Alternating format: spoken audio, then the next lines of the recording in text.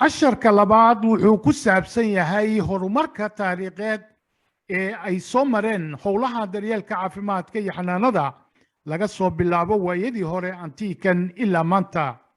waayadii hore antiikan oo ah taariikhdii u dhaxaysay 700 oo sano ka hor dhalashadii ciise ilaa 500 oo sano dhalashadii ciise kadib, dadku waxay ahaayeen kuwo daryeela ama xanaaneeya dadka xanuunsan. qoraalladii hore waxaa laga dheehan karaa in kumanaan sano ka hor dadku ay lahaayeen aqoon ku saabsan sida loo daweeyo cudurrada. kumanaan sano ka hor masaaridu waxay isticmaali jireen daawooyinka la mid ah kuwa aan maanta isticmaalno. Hippocrates wuxuu noolaa waayadii hore kuna noolaa dalka Griiga inta u dhaxaysay 460 ilaa 370 ka hor dhalashadii ciise. waxaa lagu tilmaamaa inuu ahaa aabbihii farshaxanka daaweynta cudurrada. Hippocrates waxa uu tilmaamay inay jiraan 4 dareere oo ku jira jirka dadka oo loo baahan yahay inay ahaadaan kuwo dheelitiran. cudurrada waxaa keena dheelitir la'aanta 4 dareere uu ka mid yahay dhiigga. fikirka Hippocrates wuxuu ahaa fikir jira ilaa qarnigii 17aad. Hippocrates waxa uu sheegay in cudurku uu ka yimaado deegaanka uu qofka ku nool yahay, qaabka uu qofka wax u cuno iyo habnololeedka qofka. waa arrimo si weyn looga hadla maanta. Roomanka ilbaxnimadii Roomanka waxay ahayd ilbaxnimo jirtay waayadii hore. waxay Giriiga ka barteen inay muhiimad leedahay qubayska, nadaafadda iyo cunnada oo si dhexdhexaada loo cuno. Roomanka waxa kale oo ay isticmaali jireen dhirta lagu daweeyo cudurrada. aqoonta caafimaadka iyo hababka daaweynta cudurrada waxay ahayd arrin ay iska dhaxlaan jiilasha. xilliyadii hore Roomanka nadaafaddu waxay ahayd arrin muhiima, inkastoo aysan dadka aqoon u lahayn noolayaasha yaryar sida bakteeriyada cudurrada keenta. haddana waxay rumaysnaayeen in nadaafad darradu ay sabab u tahay cudurka iyo faafidda cudurrada. taa ayaa sababtay in Roomanku ahmiyad weyn siin jireen nadaafadda oo ay dhiseen goobo waaweyn oo ay dadku ku dabaashaan. sidoo kale Roomanku waxay dhiirigelin jireen ciyaaraha iyo jimicsiga. meedeltiidan taariikhduna ay ahayd 500 ilaa 1500. kiniisaddu waxay qayb weyn ka qaadatay daryeelka caafimaadka iyo xanaanada dadka waayeelka, carruurta iyo dadka xanuunsan. wadaadadu waxay daryeel wanaagsan siin jireen dadka waayeelka, dadka gurilaanta iyo kuwa naafada. intaa waxaa dheer in ay gacan qaban jireen carruurta aan waalidka lahayn ilaa ay ka qaangaaraan. kiniisaddu waxay lahayd beero lagu beero dhirta lagu daweeyo cudurrada. xilliyada kiniisadda waxay door laxaad leh ka qaadatay horumarinta arrimaha bulshada. in loo gargaaro qof sabool ah waxaa loo arkayay fal wanaagsan. xilliyada qofka xanuunsan wuxuu booqan jiray kiniisadda si uu caafimaad u helo. xilliyada dhexe waxaa soo caanbaxay xirfad cusub oo loo yaqaano timajare. timajarayaashu waxay timaha ka jari jireen dadka. intaa ka sokow waxay samayn jireen qalliin oo waxa ay qali jireen nabarrada. waxay goyn jireen lugaha, waxayna kabi jireen lafaha. waxay u dhignaayeen dhakhaatiirta qalliinka ee maanta jira, laakiin ma aysan lahayn aqoon toosan. hase ahaatee waayaha ayaa wax baray. qarnigii 13aad waxaa jiray guri loo yaqiinay Helge Andesius. guriga waxaa lagu daryeeli jiray dadka waayeelka, isla markaana waxaa lagu xanaaneyn jiray dadka xanuunsan.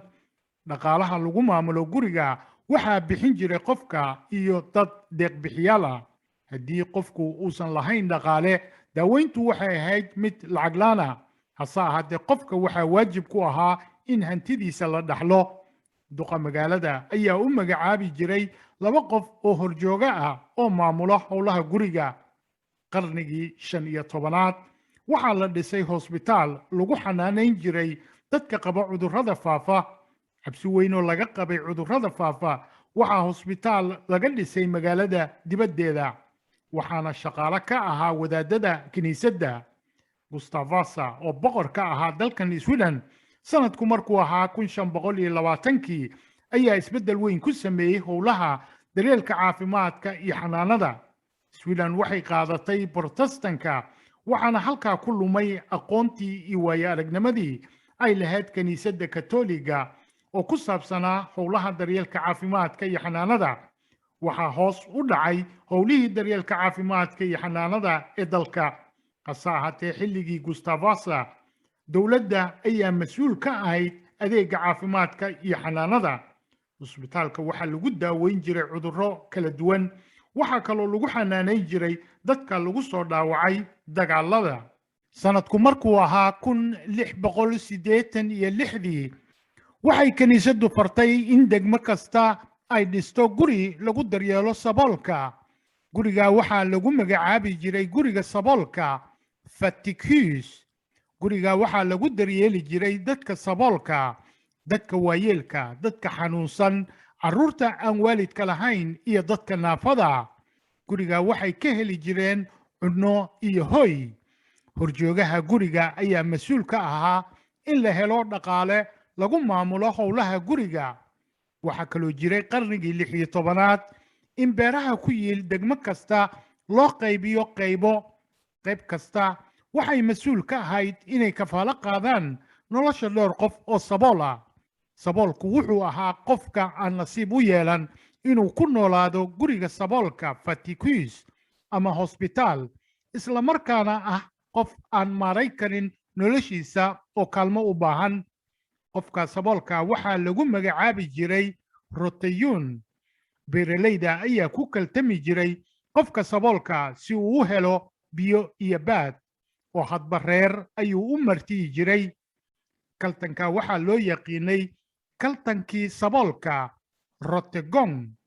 saboolku wuxuu ahaa qofka ugu liito dhammaan muwaadiniinta ku nool degmada. carruurta aan waalidka lahayn iyo qofka waayeelka waxaa lagu xaraashi jiray suuqyada, waxaana lagu kala iibsan jiray qiimaha ugu jaban. dawarsigu wuxuu ahaa arrin aad u baahsan. qarnigii 17aad bartamihiisii waxaa la gaaray horumar weyn ee dhinaca daaweynta iyo qalliinka. Sweden waxay safka hore kaga jirtay cilmiga daaweynta. sidoo kale waxaa la furay laasareetigii ugu horreeyey dalkan Sweden oo laga furay magaalada Stockholm. shaqaalaha ka shaqaynayay goobta waxaa lagu magacaabi jiray ilaaliyaasha bukaanka Sjukvakterskor. waxay ahaayeen gabdho aan la guursan oo degan isbitaalka. dadka bukaan socodka intooda badan waxay jeclaayeen in lagu daweeyo guryahooda. sidaa daraaddeed ilaaliyaasha bukaanka waxay ka shaqayn jireen guryaha dadka xanuunsan. bilowgii qarnigii 18aad dalkan Sweden waxaa ka dhacday abaar ba'an oo sababtay shaqalaan iyo saboolnimo. isla markaa waxaa kordhay tirada dadka. bartamihii qarnigii 18aad waxaa korodhay warshadaha dalka.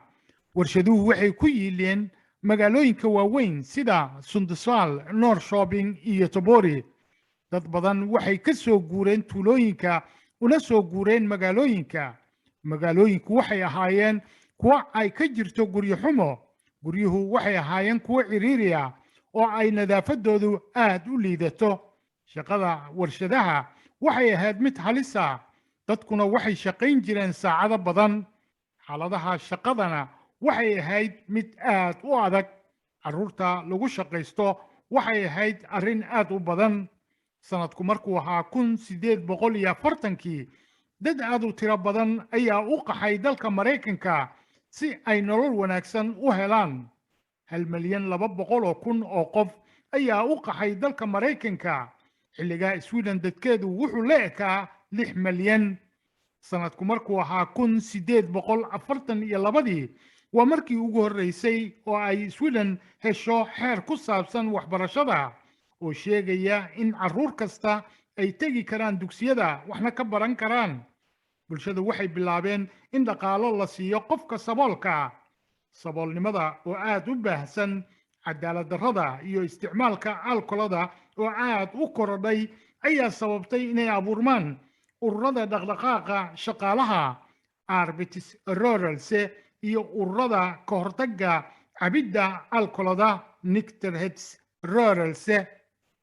Florence Nightingale waxay ahayd kalkaaliye sare oo u dhalatay dalka Ingiriiska sanadku markuu ahaa 1820 ilaa 1910 waxay caan ku noqotay dagaalkii Crimea ee dhacay 1854 ilaa 1856 waxay aaminsaneyd in deegaanka iyo nadaafaddu ay yihiin qodobo caafimaad siiya qofka sidoo kale waxa ay sheegtay in baahida shakhsiyadeed shaqada uu qofka hayo iyo xiriirka uu la leeyahay qoyskiisa inay muhiimad weyn u leeyihiin caafimaadka qofka sanadku markuu ahaa 1860 Florence waxay aasaastay dugsiga caafimaadka ee lagu tababaro kalkaaliyaasha oo loo yaqiin Thomas Hospital oo ku yaal magaalada London xeerar badan oo waxtar u leh bulshada ayaa la soo saaray xeerarka waxaa ka mid ah xeerka loo yaqaano xeerka daryeelka saboolka oo soo baxay sanadku markuu ahaa 1918 xeerka oo loo yaqiinay Fatigue Bodies Law xeerkan wuxuu tilmaamayaa in guryihii saboolka fatigues loo bedelay guryaha lagu xanaaneeyo dadka waayeelka xeerkan wuxuu mamnuucay in la xaraasho carruurta aan waalidka lahayn iyo dadka waayeelka xeerka xuquuqda codaynta almanarosteret oo soo baxay sanadku markuu ahaa 1909 wuxuu ragga u oggolaaday inay wax dooran karaan iyagana la dooran karo sidoo kale sanadku markuu ahaa 1921 waxaa dumarka loo oggolaaday in la dooran karo iyagana ay wax dooran karaan laakiin dadka lagu xanaaneeyo guryaha dadka waayeelka waxay heleen xuquuqda ay wax ku dooran karaan sanadku markuu ahaa 1945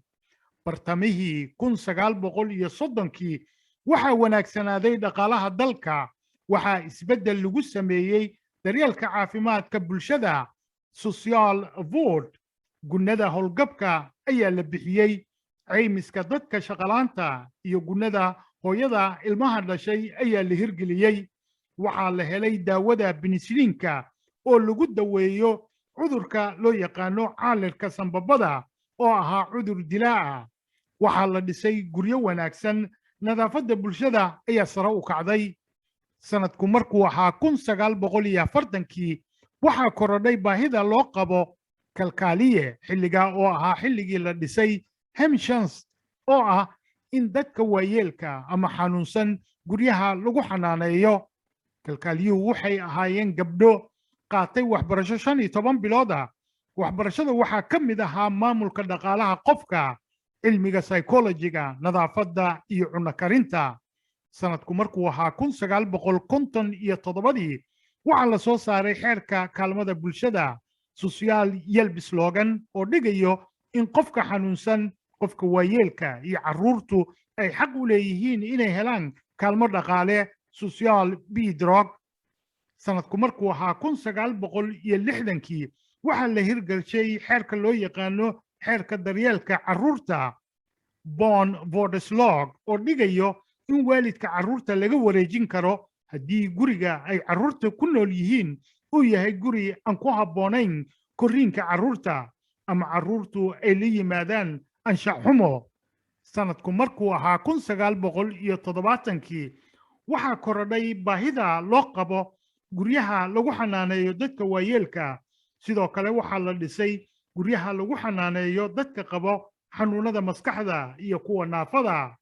waxaa la bilaabay in howlaha daryeelka caafimaadka la gaarsiiyo dhammaan dadka waxaa magaalooyinka laga furay xarumo caafimaad primary ward oo lagu daweeyo bukaan socodka bilowga 1980 waxaa la soo saaray xeerka daryeelka bukaanka Helso Huigvod slogan oo tilmaamayo in dadku u siman yihiin daryeelka caafimaadka qof kastana uu xaq u leeyahay inuu helo daryeel caafimaad oo wanaagsan sanadku markuu ahaa 1999 waxaa soo baxay xeer loogu magac daray Lex Sara laakiin Sara waxay ahayd kalkaaliye ka shaqayn jirtay guri lagu xanaaneeyo dadka waayeelka.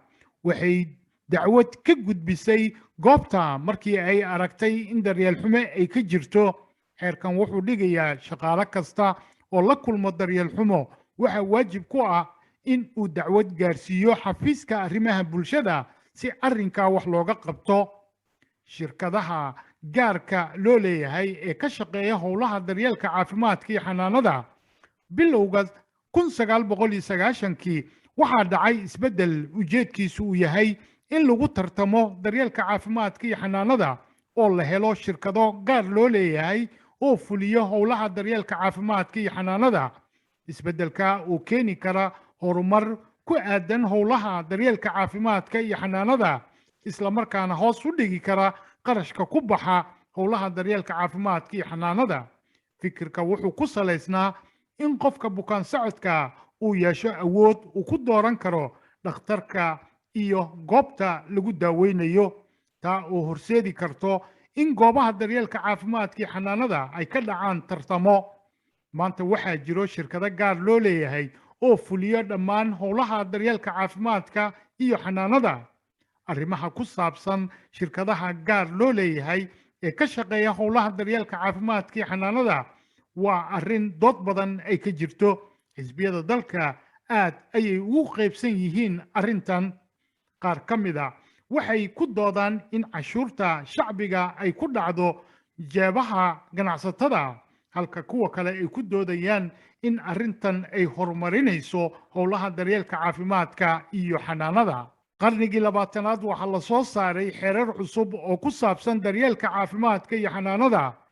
waxaa la gaaray horumar dhinaca farsamada. waxaa la helay habab wanaagsan oo loo sameeyo qalliinka taa oo yaraysay safkii waxayna keentay natiijo wanaagsan. horumarka dhinaca farsamada wuxuu horseeday in qofka xanuunsan lagu daweeyo gurigiisa isla markaana lala socdo. laarmiga loo adeegsado guryaha lagu xanaaneeyo dadka waayeelka waxay yihiin ka hortag laga hortagayo inuu dhaco shil. cilmi baaris iyo habab casri ah oo loola tacaalo cudurrada ayaa laga gaaray horumar ballaaran. arrimaha hor yaalla maanta howlaha daryeelka caafimaadka iyo xanaanada waxaa ka mid ah in dadka waayeelka ay tiradooda kordhayso. 100 sano ka hor dadka ku nool Sweden badankiis waxay ahaayeen dad da'yara. waxaa la saadaalinayaa sanadku markuu yahay 2050ka 4 meelood meel inay yihiin dad howlgab ah. arrintaa waxay horseedi kartaa in ay korodho baahida loo qabo howlaha daryeelka caafimaadka iyo xanaanada gaar ahaan daryeelka dadka waayeelka. si looga hortago arrinta waxaa loo baahan yahay in lagu dhaqaaqo howlaha ka hortagga sida joojinta cabidda sigaarka, talooyin ku saabsan cunnada iyo jimicsiga. dad badan oo howlgab ah oo caafimaad qaba waxay horseedi kartaa in ay shaqeeyaan oo ay bixiyaan canshuur taas oo ka qayb qaadanayso maalgelinta howlaha daryeelka caafimaadka iyo xanaanada. dhegaystayaal casharkeennii labaad halkaa ayaan ku soo gabagabaynay.